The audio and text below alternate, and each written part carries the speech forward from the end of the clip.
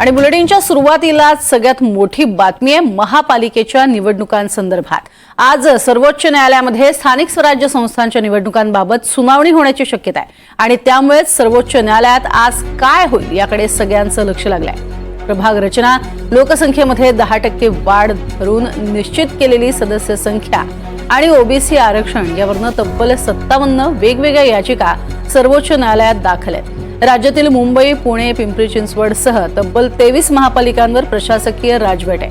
त्यामुळे राज्यातील सर्वच नागरिकांसाठी सर्वोच्च न्यायालयात आज काय निर्णय होतो हे पाहणं महत्त्वाचं ठरणार आहे।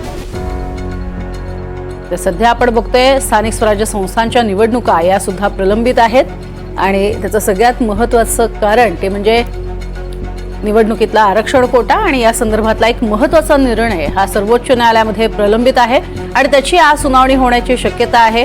त्यामुळे ती सुनावणी जर झाली तर महापालिका निवडणुकांच्या तारखा निश्चित होतील आणि लवकरच महापालिका निवडणुका या घेतल्या जातील।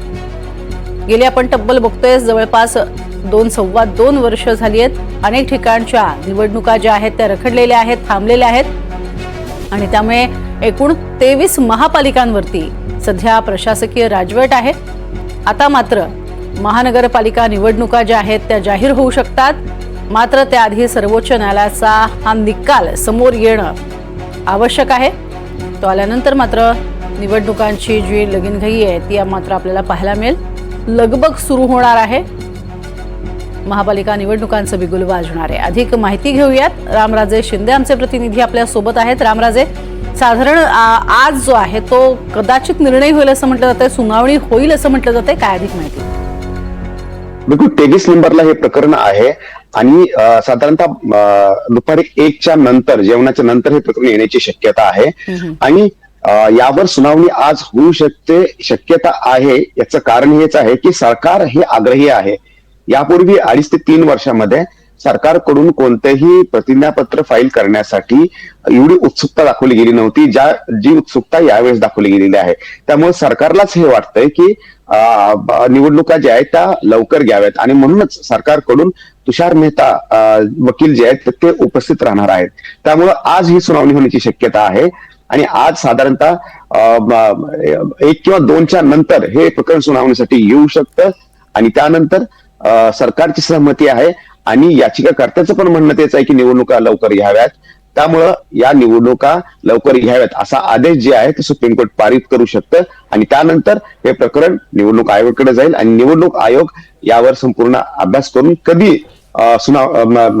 या निवडणुका घ्यायच्यात याची तारखा जी आहेत त्या ठरवू शकतं। त्यामुळे महापालिकेच्या निवडणुका, जिल्हा परिषदेच्या निवडणुका, स्थानिक स्वराज्य संस्थेच्या निवडणुका ज्या आहेत त्याचा मार्ग आज दुपारनंतर मोकळा होण्याची शक्यता आहे।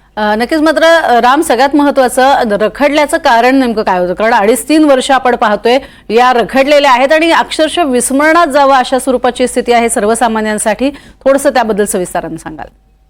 बिलकुल, खरं तर 10 ते 12 वेळा यावर जी सुनावणी आहे ती पुढे गेली होती। अगोदर ओबीसी आरक्षण जे आहे त्या संदर्भामध्ये, राजकीय ओबीसी आरक्षणाच्या संदर्भामध्ये सुनावणी झाली। कारण राजकीय ओबीसी आरक्षण आणि त्याचबरोबर स्थानिक स्वराज्य संस्थेच्या निवडणुका ह्या दोन्ही एकत्रच सुनावणी होते आणि एकावर आधारित दुसरी ही सुनावणी होती।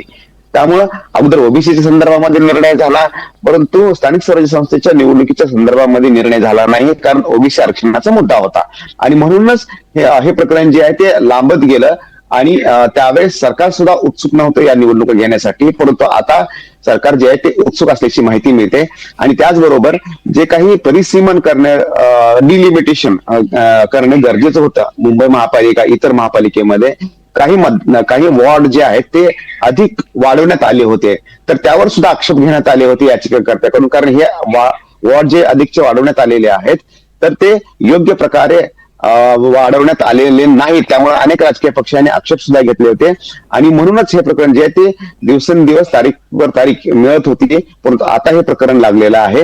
त्यामुळे पाहावं लागणार आहे की आज यावर निकाल येतोय का आणि